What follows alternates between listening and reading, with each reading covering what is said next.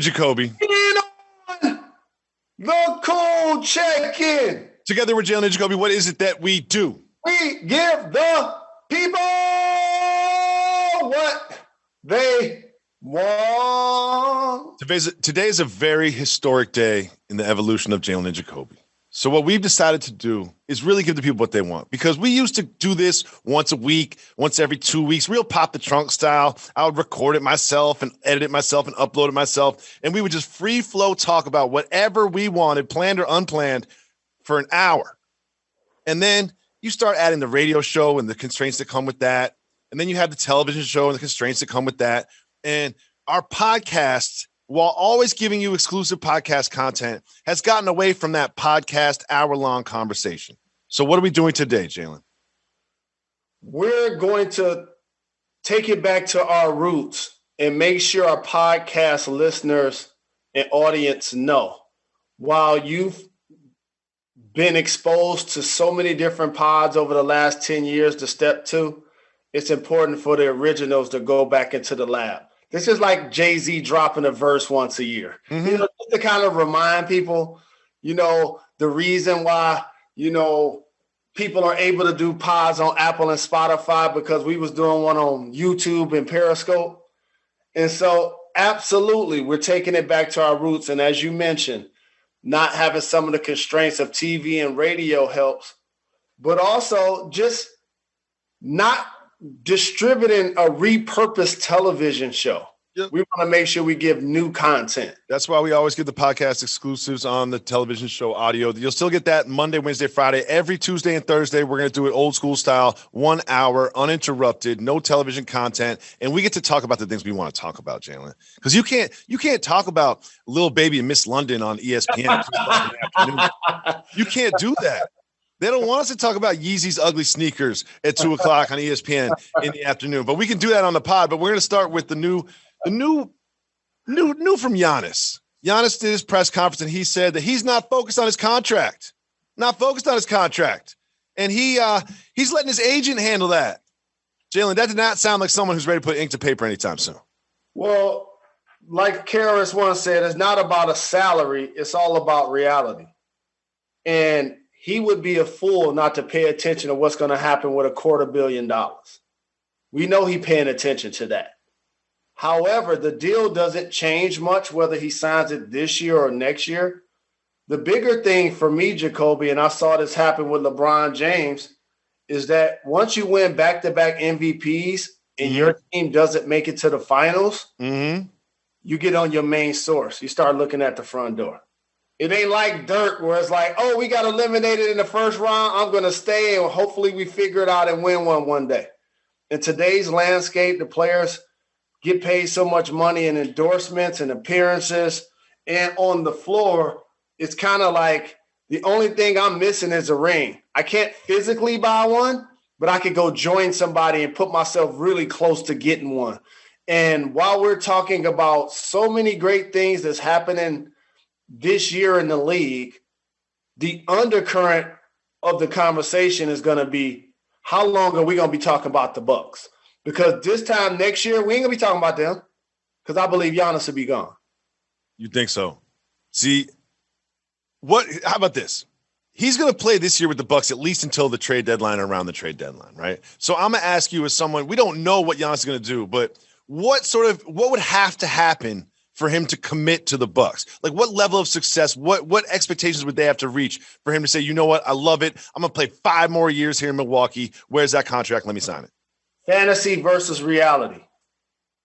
So the fantasy part is, I look down at my roster,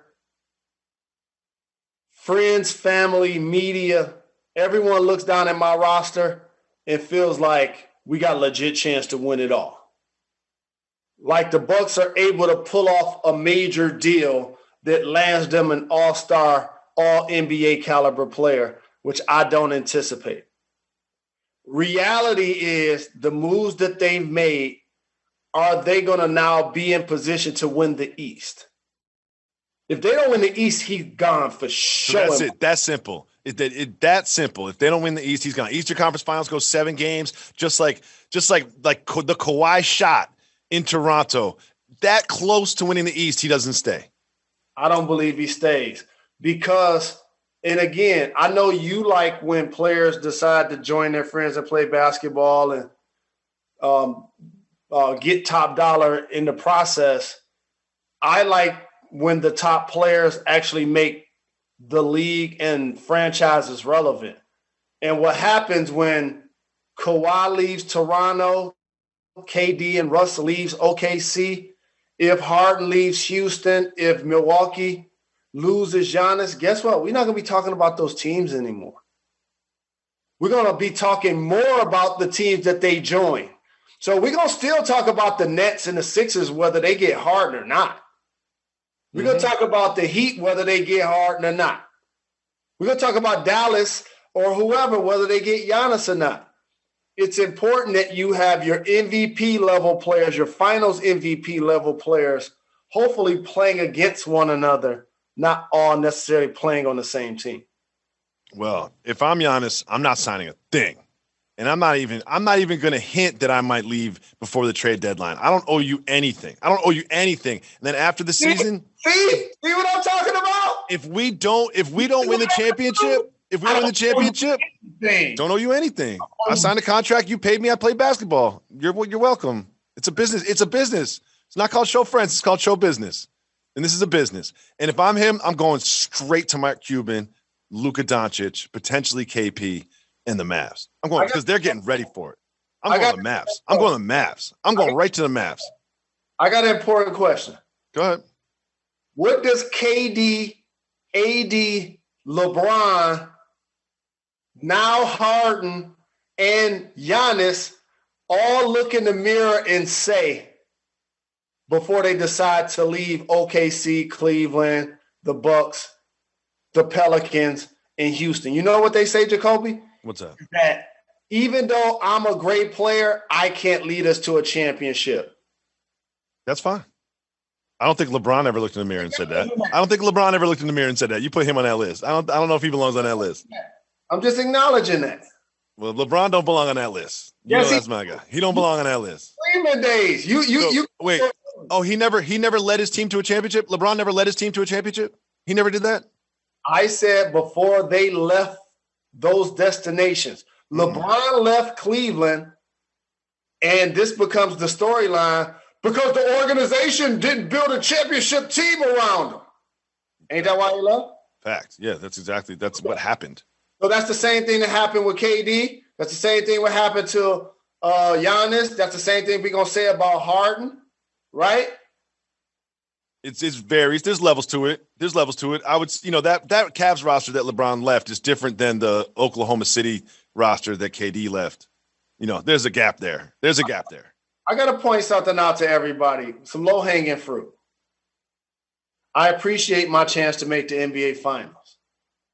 Other than the Detroit Pistons, my Bad Boys 2 Pistons, led by Rip and Chauncey and Big Ben, the East was a revolving door in the 2000s until LeBron took over. Like, all kinds of teams made the finals. So you can say, look at who LeBron led to the finals. And you know what else people say? Look who AI led to the finals. Oh, the Nets made it. The Pacers made it. It was a revolving door. Mm-hmm. If you're MVP, you had a chance to make the finals.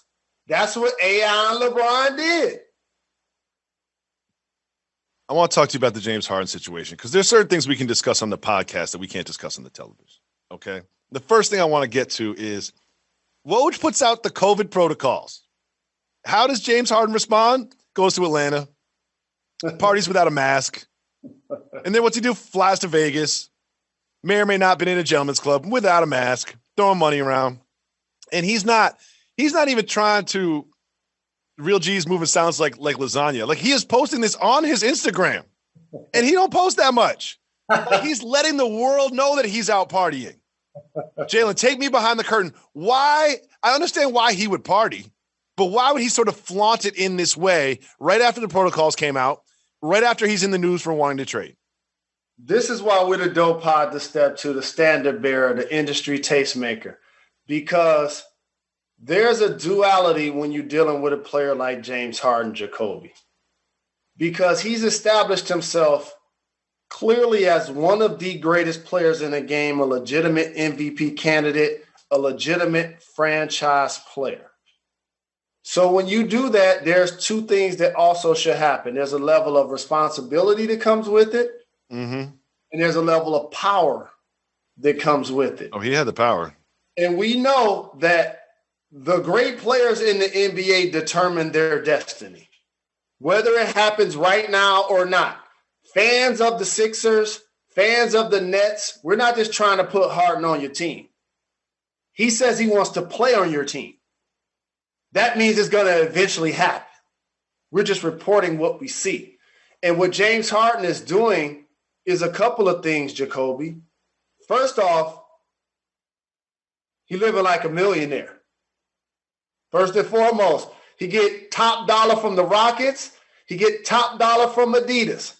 But the difference is when you getting that kind of money from your shoe company, you don't even post yourself in your team's uniform. He posted himself in his Adidas gear. Of course. He got back to Houston.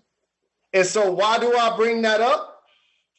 Because regardless of the coronavirus protocols and him needing to be in Houston for practice and scheduled workouts, he's basically letting the Rockets know that I'm willing to be insubordinate in order for you to move me. That's what he's doing. And that now, as a player, I don't like when guys turn down this street because that messes up your reputation. It messes up your money. And your trade value. And it kills your trade value. It kills your trade value. We talked about Wall and Russ on this show, and I told you off wax the whole 3-4 weeks what was going to happen. And we came on the show one day, it was like, wait. Washington came out and said they're not moving them. What did I tell you off wax? You told me that the video of him using gang signs that came out over the summer was not received well by the front office and ownership of the Washington Wizards. And then it was reported by someone in Washington that that was in fact the case. So you always know you can get the news from other places, and it's always broken news once it gets there because you hear it first on J&J. And so now James Harden is like, so I'm a multimillionaire. I got the jet outside. Where Lil Baby party at again? You know what I'm saying? And I can't show up empty-handed. So he showed up with a couple of bands for him, a couple 100,000, new bag. He got jewels. Like, he living his best life. Then let's gas up and go to Vegas. Let's do some charity work and give back to the community. Yo, I'm scared. I'm scared to be on an elevator with somebody. Like, I'm scared to be eating around somebody else 6 feet away. Like, I'm not going to the club without a mask. Like, I'm not going to the club, period. Like, why is he doing this? But unlike fans and media, when you're the leader, owner, president, general manager of a franchise, you can't just look at points, rebounds, and assists. You got to also look at a player's burn rate off the floor. Explain what you mean, Mr. Rose. And so when you compare James Harden and Ben Simmons, you can do all of the measurables. And by the way, for everybody that says Ben Simmons can't shoot outside of the paint, you're exactly right. As a matter of fact, he don't even attempt shots outside of the paint. He has a fatal flaw in his game. No, disagree. Disagree vehemently with that. That is not a fatal flaw. That is a weakness. Not being able to shoot the basketball, Jacoby, is a fatal flaw. Okay, we'll tell that to the All-Star selections. The game is so hard when you can't shoot. It is so hard when you can't shoot. Mm-hmm. And he still makes it look easy at an all-NBA level. For James Harden, you could say the same thing. He doesn't play defense. No. You can say the exact same thing, right? How about we pull another player into this? For Joel Embiid, you could say he'll never play all of the regular season or postseason games because over the last 2 years, he's missed regular season and playoff games when Philadelphia made it. So each of those guys, when you're talking about their value, you have to take that into account. And at James's age, I want to make sure that off the floor, his lifestyle and burn rate, if it continues the way it seems to be going, that shortens your prime. You as an ex-player, I never played in the NBA, but something tells me when you were in the NBA, you might have gone out a couple times, right? So you as an ex-player are saying that James Harden's lifestyle, he does have his jersey retired in a strip club in Houston. Like that's a fact. That's not a joke. He literally has his jersey retired in a strip club in Houston. You think that someone who goes out more, lives their life, because Michael Jordan did that, Allen Iverson did that. Yeah. But you think that will actually shorten James Harden's prime? Look at how MJ's situation ended. I remember looking down at a newspaper and was like, MJ not playing because, and this was when his final year with the Bulls. I looked down at a newspaper and MJ not playing because he cut his hand trying to slice a cigar. Like that happened. Mm-hmm. That's what I'm talking about. And John Wall slipped in the shower too. Mm-hmm. That's the burn rate I'm talking about. For those that don't know, Allen Iverson actually played for Memphis and the Pistons. Oh, you know. Before he signed with Memphis, there wasn't even rumors of teams wanting him. Like, it wasn't like, oh, these are the suitors. He might end up here. Like, there was not even a single report or rumor of someone courting Allen Iverson to play for their team. And lastly, once you not only have that burn rate of Harden on and off the floor, you become an acquired taste of how you get your 30. Now, when I'm watching somebody get 30, I can appreciate the value of it, whether it's KD, 1 or 2 dribbles efficient, or LeBron, unstoppable force, or Kobe Bryant, terrific footwork. Jokic, yeah, doing it down low, yeah. Appreciate however you're going to get your buckets. But James Harden exclusively needs to dribble the basketball more than anybody before he shoots. That's an absolute fact. That's why, if you notice, the initial teams that he wanted to go to had Daryl Morey and Mike D'Antoni. Why? Because they're going to, in his mind, let him play like he did in Houston. He had a lot of leeway in Houston. Like, he wanted Dwight Howard. They got Dwight Howard. He wanted Chris Paul. They got Chris Paul. He wanted Chris Paul gone. They got rid of Chris Paul. They brought in West. They brought in Russell Westbrook. And he got what he wanted in Houston. I think that D'Antoni, Morey, they let him play the way he wanted. They let him live the way he wanted. They put the people around him that he wanted. And I think he's looking at Raphael Stone. He's looking at Steven Silas. And he wanted Ty Lue. Didn't get Ty Lue. Got Silas. And he started to say, wait a second. They're not doing whatever I want, huh? I don't like this. Maybe. Wait, Silas. Wait, we got Boogie and Christian Wood. Wait a second. Those are bigs. Wait, I don't like that. The things are changing around me. I don't know if I like this. Let me run back to my comfort zone. Let me go back to my comfort zone. My comfort zone is Mike D'Antoni coaching, Daryl Morey calling the shots in the front office. And those are the 2 destinations that I want to go. It's not a coincidence. He wants to go somewhere where James Harden can be the James Harden that he wants to be. And here's the other thing. When he gets traded, he's going to be in for a rude awakening because he ain't going to be able to do what he did in Houston when he goes to those teams. And you know what else?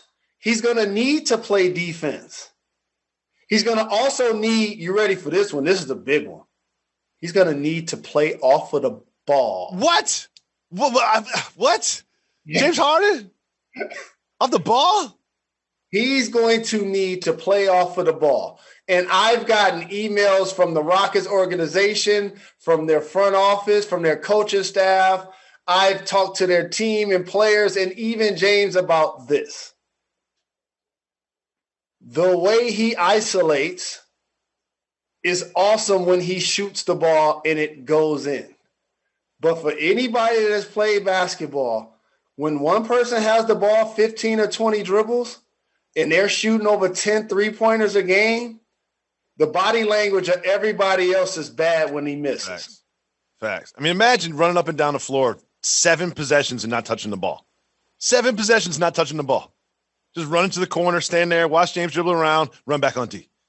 Run to the corner, stand there, watch James dribble around, run back on D. Whether the ball goes in or does it, it's still just got to be just your energy, your vibe, and your willingness to give 100% has to diminish every single time that happens. So it ain't gonna be like, oh, we throwing it in the Embiid, like Karl Malone for the Jazz back in the day, and then all of a sudden, Jeff Hornacek and John Stockton gonna be splitting and cutting and moving and spotting. Like, that ain't gonna happen.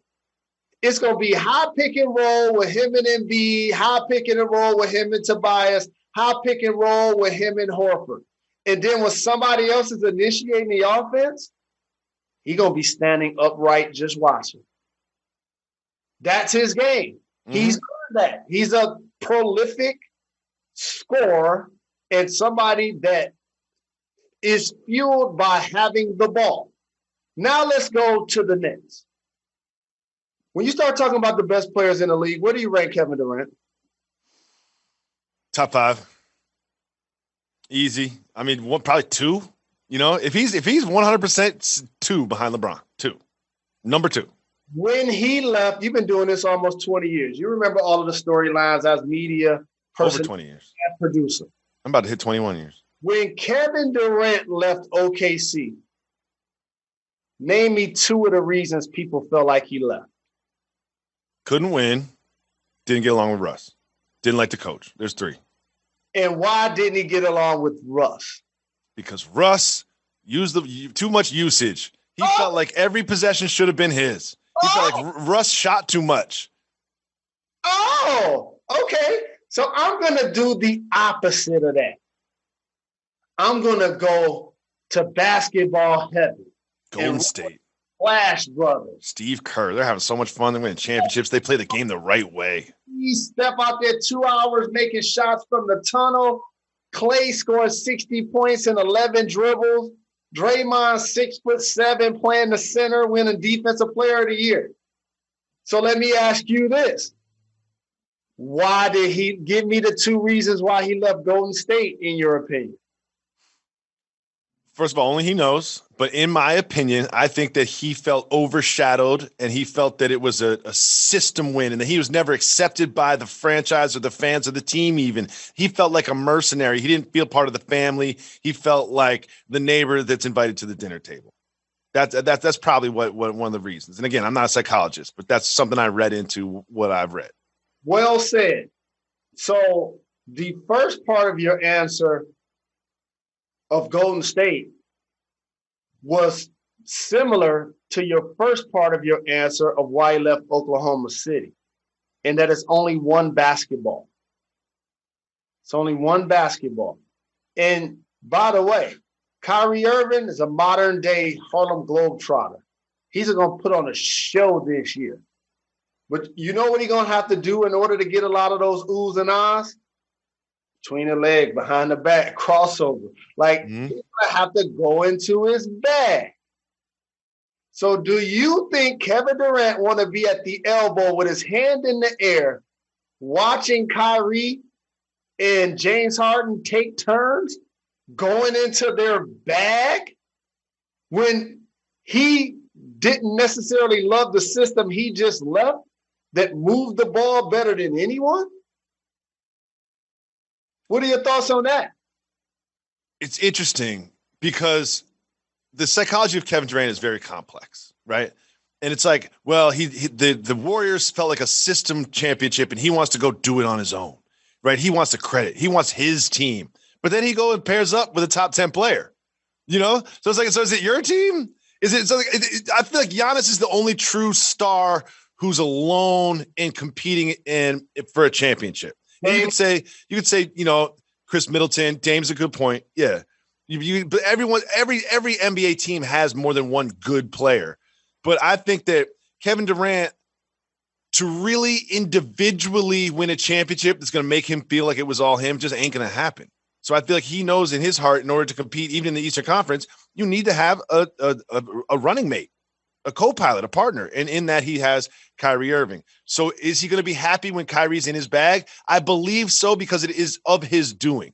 Like him and Kyrie again, I'm reading into just Instagram posts and things I've read and exposés, but him and Kyrie have a closer friendship than him and the Warrior star players. So I feel like that relationship the two of them have will make them feel like I'm getting together with my friend and we're going to do this together. I'm about to give you what you just saw this movie. So he's great friends with Kyrie. He's great friends with James Harden. James Harden and Russell Westbrook were great friends too. Mm-hmm. But their styles clashed. And what I'm saying is, on the floor as fans, we're going to enjoy watching them play, Jacoby. Mm-hmm. We're going to be counting. Can they get 75? Can they get 80 a night? We're going to be counting it. But what I'm saying to you is one of the most efficient 50, 40, 90 guys in the history of the league, KD, even though they're his friends, will not be happy playing center, watching both of those guys dribble the ball 15 or 20 times before they shoot. Let me tell you about something that's changed my family's life, and that is HelloFresh. My wife is working, I'm working, the kids are doing Zoom classes all day. It's just so hard to prepare a home-cooked meal during the pandemic. Well, guess what? HelloFresh has changed all of that. You get fresh, pre-measured ingredients and mouth-watering seasonal recipes delivered right to your door with HelloFresh, America's #1 meal kit. HelloFresh lets you skip those trips to the grocery store and makes home cooking easy, fun, and affordable. I love HelloFresh. I've got certain things that I cook really well. I consider myself a bit of a grill master, but HelloFresh really makes anything easy and fun to cook. And I love it too, because what I've done is allow my wife not to worry about dinner.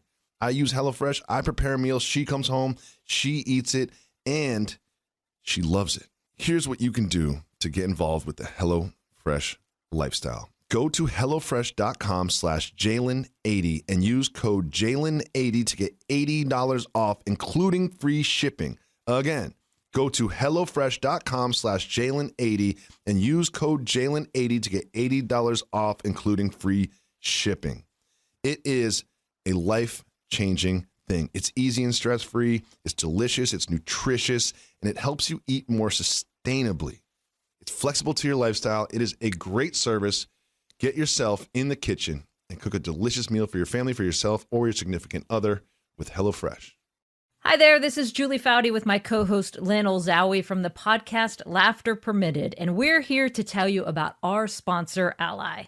Lynn and I are actually customers ourselves, and that's why we're pumped to have teamed up with Ally from the very beginning. And Jules, I think it's safe to say that you and I love working together, but we also enjoy having some fun together. Indeed. So we started thinking about how we can make our money do the work while we play. In fact, there is no reason to go to a bank in 2020. There is a smarter way. It's online, anytime, anywhere. Ally also has these really cool savings tools that make your money work smarter and faster, which means I get more time at the beach trying to surf or play my newest obsession, pickleball. Don't you judge, Lynn. No judging, and no more stuffing financial documents into a filing cabinet and hoping your money will organize itself. Go check out Ally. Visit ALLY.com/savings to learn more. Ally Bank, member FDIC. Jalen, we have to pick up the pace. So we're going to do a little quicker topics now. One thing I really want to find out about is they're going to come out with a list of approved restaurants for NBA players to eat at on the road. Now, Jalen, Adam Silver loves the podcast. He listens twice. Listens once during the day and then once while he's going to sleep. So if he called your phone and said, Jalen, how do I go about picking approved restaurants for athletes to eat at while they're on the road, what would that process be? I'll be like, Mr. Silver, I believe you're the best commissioner in sports, and I'll help you with the list. And in each city, I'll come up with a small business and or a minority-owned business that they can enjoy their food. Also, maybe certain chains that they like. Certain people like steak. Certain people like sushi. I'll give them a couple of those chains. And then I'll also give them some adult entertainment spots. great food at a lot of adult entertainment spots. They're essential workers if you see some. Mm-hmm. And they have a great menu. Ask Lou Will. Jalen, they would never let us talk about this in the television show, which is why I'm glad we're doing pod exclusive on Tuesdays and Thursdays. We're going to get the music and the sound effects. We're going to get there. This is just the maiden voyage, right? So Lil Baby was in the news because it was his birthday and James Harden was involved. But Lil Baby's in the news. It had nothing to do with James Harden. There's a young lady named Miss London. If you Google her, you might see some videos. And Miss London she said she was full of 1942, and she just went out and said that she was offered cash compensation for an evening with an unnamed rapper, and then went on to name a girlfriend who's never going to leave that rapper. That girlfriend's name just so happened to be Lil Baby's girlfriend's name. And then later on, she provided some text messages in which this person, maybe Lil Baby, maybe not, said, what do I pay you for if you're just going to go and post about it? Jalen, your thoughts on the Miss London and potentially Lil Baby situation? First off, Miss London is a seasoned veteran and longtime professional, Jacoby. A long time professional. This is an extreme violation by her. She should lose so many cool points and customers and goodwill amongst people that she's dealt with under these circumstances. Once cash exchanges hands, that becomes a business agreement that should stay confidential. Mm-hmm. And also, here's another step that I want to take. Young folks pillow talk too much. You're right. It's like, oh, I got Odell in my room. So when he falls to sleep, I'm going to take a picture of the side of his head to prove he was here. Like, that's corny to me. It really is. Men do it and women do it. Corny. Jalen, it's a violation of everything. It's a violation of everything. She's in the business. She knows. She knows. But also the numbers they're talking about, $6,000, that's a lot of money, man. $6,000 is a lot of money. That's a lot of money. And now listen, I'm not in this market. I don't really shop in this store, but $6,000 is a lot of money. Jacoby, pull out your phone. I actually think you got the figure wrong. I think it's 16,000. 16. Well, whether it's 6 or 16, it's a lot of money. I'll tell you that much. Rate it on the curve. Look at all of the money that James Harden brought him. Look at all of the things he got for his birthday. If you look at it that way, instead of going out to the club, he was like, I'm going to just splurge right here. I like it. I thought it was legit. Now, Jalen, here's another story that came across that I want to talk to you about. He loved the G too. It's about Vontaze Burfict, right? Vontaze Burfict. I think he gets a bad reputation. Sure, he's done some things on the field that I'm sure he's not proud of, but he was a great linebacker for a very long time in the league. Him and some homeboys are at the Cosmopolitan in Las Vegas. And they're looking for a place called Secret Pizza. Apparently, there's a restaurant in the Cosmopolitan that is secret. It's hard to find, and they sell pizza there. So he's looking around for Secret Pizza. Security's following him. And then there's an altercation, and he's arrested for assaulting a security guard. So I don't know what happened, so we don't need to discuss the details of the incident. My question is this. Why make a pizza restaurant secret? Why are they hiding the pizza restaurant? And they getting mad when people are looking for it? Like, why make the secret pizza, Jalen? I'm a pizza professional. Pizza's very important to me. Why make the secret pizza restaurant? Well, here's the thing. Privacy and pizza don't go together. That's one of those foods. Ask Odell Beckham. I like what you did there. That's one of those foods when your twins or Quincy want to have a party, they're going to ask for pizza and hot dogs and macaroni and cheese and hamburgers, French fries. Like, that's just chicken tenders. Like, that's just one of the basic fun foods. You can't act like it's hidden in privacy and some nostalgia that's going with. It's not a high-end food. Like, if it's caviar, like, we got a secret caviar spot in the Cosmos somewhere. Oh, we got $1,000 caviar, like something like that, like a high-end experience. But pizza's just pizza. And Jalen, I have a soft mover boss move for you. Wayne Gallman of the Giants. If you don't know, the Giants are looking good. And I got a lot of Giant fan friends. I'm on the Giant fan text chain and all that. The Giants are looking good. Wayne Gallman had a story about Eli Manning. This is a soft move or boss move. He said he's in the locker room. He said, they asked him, like, hey, do you have any memories from Eli Manning? He said, yes, I have one memory of Eli Manning being teammates. He's in the locker room. He's sitting down in his locker. Eli Manning walks by, stops, farts in his face, and keeps it moving. Soft move or boss move, farting on your friends. That's cultural. Only white people do that, dog. Really? Correct me if I'm wrong. Cultural or regional or universal? Cultural, generational, universal, farting on your friends. That's Southern and East Coast. You've done that. You and your friends have done that to each other. Tell the truth. Don't lie to the microphone. I mean, I fart around my friends. I've never specifically farted on a friend intentionally. You know what I mean? Like, I'll fart in the same room and make a joke about it, but I'll never just like direction it, like aim it at them. My son. So, Quincy, we're sitting there watching TV. Quincy like sits on my chest and just lets out a fart right in my face. I was so mad, but so proud at the same time. I was mad, but it was a boss move at the same time. Boss move, farting on your friends. I'm going boss move on that. It's definitely cultural because here's what black people do. If it's a silent killer, they'll just allow the room to figure out who did it. Like, wasn't me. It wasn't me. I don't know. I've farted some farts. I usually claim my farts, but I've had some ones that are so bad that I just had to deny it. I was like, I don't want my name associated with that one. So Jalen, I was so mad when they closed schools, but they still had bars and gyms open. Remember I sent that tweet? I tweeted at the mayor. That was one of the weirdest things I've ever done. I was mad. Yorker. I was so mad. I was so mad. It was like, who's sending the most angry messages? Is it Woj to certain senators or is it Jacoby? Well, because I just felt there was an imbalance. Like, how are you going to open? How can I go at Equinox and work out, breathe all hard around other people, but my kids can't go to school? So they fixed that. Kids going to school. Shout out to the DOE. And there's something similar going on in San Diego. They closed the gyms. They closed the restaurants. Strip clubs are open. Jalen Rose, do you support this policy? Close the gym. Yup. Can't go to the gym. Close the restaurants. Can't eat at the restaurant. Hold on. I think that people like you who say terms like this aren't really given the full context. The restaurant isn't closed. You can just only get carried. Yes. Can't eat there. I said that. Right. So that's a big difference. So it is still open. Yes. You can only get carry out. And I absolutely support this. Here's why.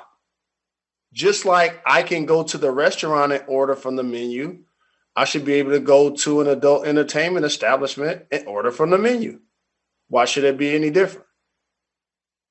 Well, this has led to some churches rebranding themselves as strip clubs so they can stay open. I'm not the most religious person in the world. But if I was a church, that'd be a tough decision to make. Like, you have a meeting with the priests or whoever has these meetings, the board of the church or whatever. It'd be like, we have to reclassify as a strip club. I'd be like, listen, I understand we want to stay open, but is that our only option? Like, is that our only option? I wish we had someone that we can call that's actually the president of a board. Oh, wait, that's me. Let me tell you something. It ain't a lot of conversations getting had, dog. It's a budgetary conversation. You look down at that bottom line and you say, well, if the church is not open for the next 4 to 8 weeks, we're going to make this. But if we reclassify it into something, we're going to make that. And then you look at the rest of the room and then you say, what do you think we should do? And usually the money part wins out. Mm-hmm. Almost always. But here's the thing I want to make sure doesn't happen. What's that? We can't have now people who work in the adult entertainment industry coming up in the church acting like they about to drop it like it's hot. No. The people in the pews. You can't have no neon church sign either. It can't say like St. Joseph's in a big neon sign with like a woman's body next to it that moves. You know what I mean? Like, they can't really, I hope they don't accept all the trappings that come with being a strip club. Like, they need to stay the same. Don't try to redress yourself as a strip club. Please don't. The Temple of Delilah's. Delilah. Shout out to Delilah's, Philly. Hi there, this is Julie Foudy, host of the podcast Laughter Permitted, and I'm here to tell you about our sponsor, Ally. First of all, if you're still stuffing financial documents into a filing cabinet, I am here to save you. Or perhaps you're still waiting in line at a bank. There's a smarter way, my friends. Do your banking online with Ally. Anytime, anywhere. The name is the mission. Ally is your financial ally. Let them make your money work smarter while you get to play, which for me means more time to surf and hang with my sometimes adorable kids. Visit ALLY.com/savings to learn more. Ally Bank, member FDIC. So Jalen, I'm big on science, and I really hate the COVID-19, dog. I've had enough. Like, I'm just at the end of my rope. Like, I've just had enough. I'm over it, man. My kids can't go to school. They're not learning stuff right. I can't go to the gym. I got a belly now. Like, I'm just tired of it. I'm still wearing my mask and social distancing. I haven't gotten fatigued to the point where I started doing things that I shouldn't. But man, I'm so tired of this. I want the vaccine. I'll take the vaccine real quick. Scientists approve it. Today they're having a meeting. You approve it, put it in my arm as soon as possible. I'll take it as soon as possible. However, the Russian vaccine, Sputnik 5, they have this thing, Sputnik V, right? Russians. You know Russians. I know Russians. Shout out to Russian Samovar, my favorite bar in Manhattan. You can't drink for 2 months before the vaccine. Can't drink for 2 months after the vaccine. If they employ that policy in the United States of America, are you following protocol? So here's what's going to happen. As we talked about, and you rightfully corrected me, is that we need as many people to take it as possible to create herd immunity. Mm-hmm. Right? Yes. And the people who get to take it are 16 years of age and older. I believe that they need to be incentivized, Jacoby. And the way to get 70% of the people in the United States to actually do this would be to pay them. I told you got to do it for people that are within, government assistance. Of course. People like me and you should not be paid to get a vaccine. You get, unless you make over X amount. Yeah. You got to qualify for it. Determine if they want that to be 100,000, 150,000, 400,000, whatever. But the people should get paid 2,000, 2,500 in order to do it. And that now furthers what your question is to me. If I was getting paid to make that sacrifice, yes, I would. You, Jalen Anthony Rose. They're like, you can't drink. You get the vaccine, but you can't drink for 4 months. You're doing it. I was going there.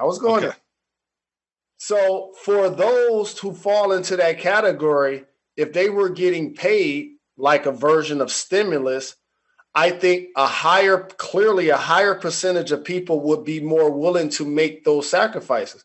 Because by the way, during a pandemic, while we're quarantining, there are a lot of people that get anxiety, that get depression. So what do you turn to during that period of time when people are dying, people are losing their jobs, people are getting laid off, people are getting furloughed? You resort to things like drink. Alcohol. Yes. Right? And so I drink more than I did before. The pandemic's got me drinking more, I think, and I'm not alone. And so that now becomes a decision/sacrifice. If I need to do it for free and I'm a civilian, I don't see a large number of people that do drink that's going to follow that protocol.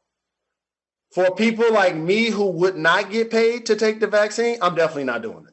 Oh, see, I disagree. You know what? I'm doing it, whatever it takes. I need that vaccine in my arm. You know what I'm doing? I'm going so hard after those 4 months, though. No, I'm taking a week off of work. I'm going so hard. Once I'm vaccinated, those 4 months are over. I'm going hard. This summer is going to be the littest summer of all time. Summer 2021 is going to go down in the history books. It's going to be a problem. I think it was Drake that said this. He says, I can't believe I just said littest. What did he basically say? He drink every day because he's celebrating his victories or something like that? I don't know. Something like that, probably. Sounds like Drake. Right. And so I have too much celebrating to do to not drink for 2, 3, 4 months. It's too much to celebrate. There's too many great things happening in my life. I woke up this morning. That's good for you. Good for you. Jay, let me talk to you about Gertrude and Herbert. Okay. Gertrude and Herbert are in Zambia. They've been together for 8 years. They have a child. Now, Gertrude really wants Herbert to marry her He tried to pay the dowry, but the check bounced or something. He says he's not in a financial position in which he can get married. So what does Gertrude do? Takes him to court. Sues Herbert for not marrying her. Soft mover, boss move. Suing someone for not marrying you. Been there, done that in a different way. It's called palimony.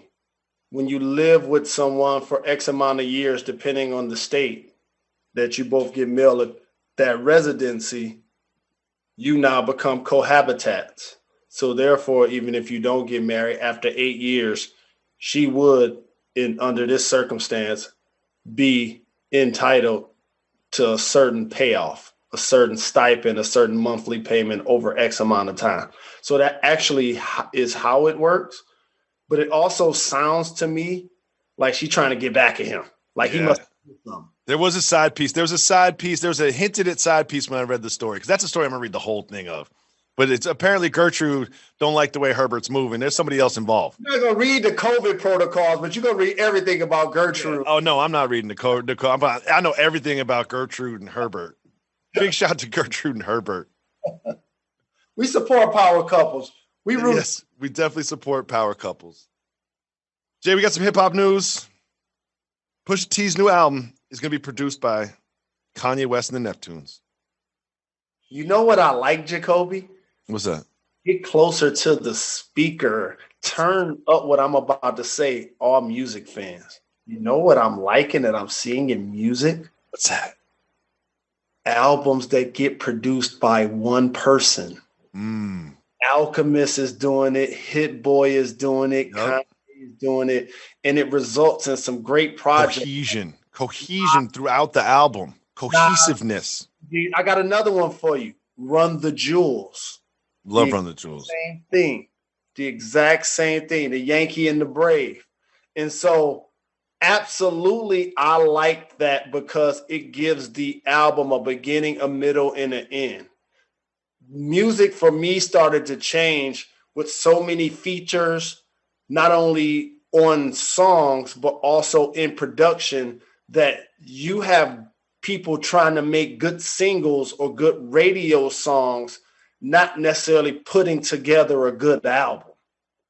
And that's why a lot of those albums that we talked about with Hit Boy when he was on here, like Nas's King Disease, Alfredo, Freddie Gibbs, singularly produced albums have been so successful.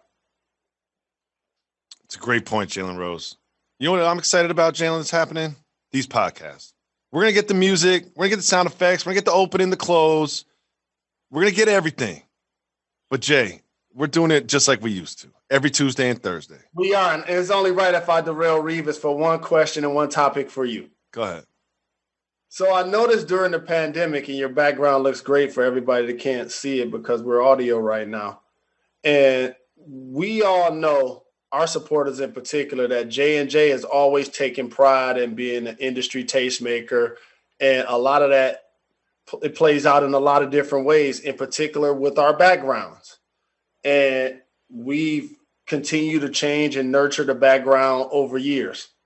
So the funny thing as an originator for me, Jacoby, that I get a laugh at is watching the number of people who now need to create backgrounds before they go on TV.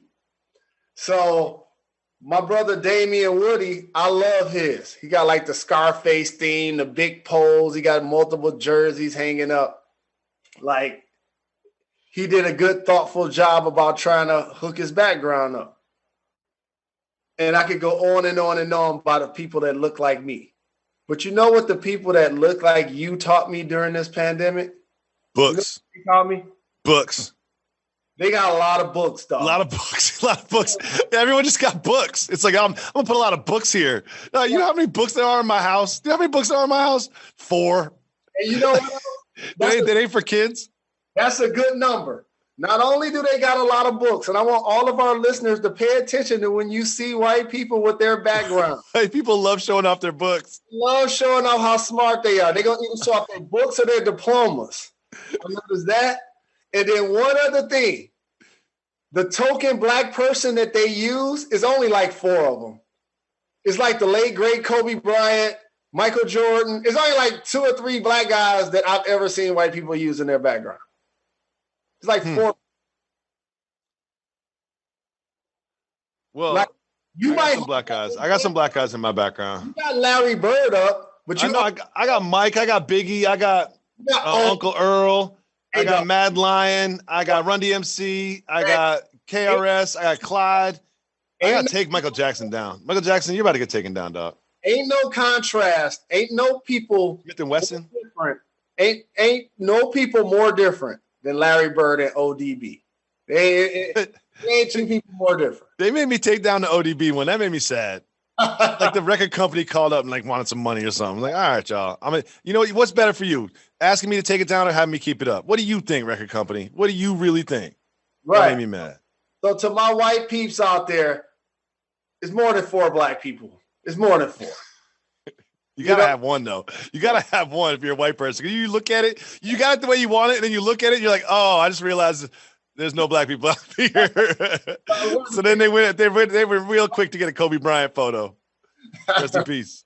Let me just tell the listeners something is we do the TV show every day, and we're supposed to start at a certain time. And Jalen signs up at that certain time and spends 10 minutes on his background. Every time. It's the same. Can we just leave it the same today? Like, you got to remix it. Can we just leave it the same for tomorrow? It's important to me, dog. I know it's important to you. Now when you see so many different podcasts of so many people in sports and entertainment, television personalities or wherever, where do you think they got it from? Where do you think they got it from? Now it's normal to see immortals up on the wall or people with things that represent things that they like behind them. But we the Don Dadas, Jacoby. So I got to keep it fresh. That's just like me having a cut and wearing a hat. I'm just so disappointed in your hair. I'm so disappointed in your hair. I've seen you without a hat in the show one day when you went to Atlanta. One day when you went to Atlanta. I don't know what your strategy is here, dog. Like, really, I'm woofing it. I'm woofing it. Well, get done woofing it then. Get done. The strategy is Christmas Day, ABC. Prime time. I'm going to be suited and booted, cleaner than a board of health. I'm going to get my hair cut that morning. That's what I'm going to do. And you know what's going to happen? The wave's going to lay down. Wave's going to be there. I'm going to go with the outfit. And you know what I'm going to do? I'm going to trim my goatee. And you know what people going to say? His hair too black. His hair too black. It's like, let me tell y'all something. If I let my goatee grow out for 2 months, you'll see more gray hairs than if I cut it. You know, just breaking news. Like if you looked at my goatee 3 weeks ago, you couldn't see no gray. You can actually cut your hair and your goatee to a point where you don't see the grays. That can actually take place in my situation. Jalen, I'm so glad we're doing this. Every Tuesday, Thursday, old school podcast, just like we used to, giving the people what they want. We will be back tomorrow with a podcast exclusive for TV show pod, and we'll be back Thursday with Tuesday with another full pod. Why is that, Jalen Rose? We're not done. We're not done. We're not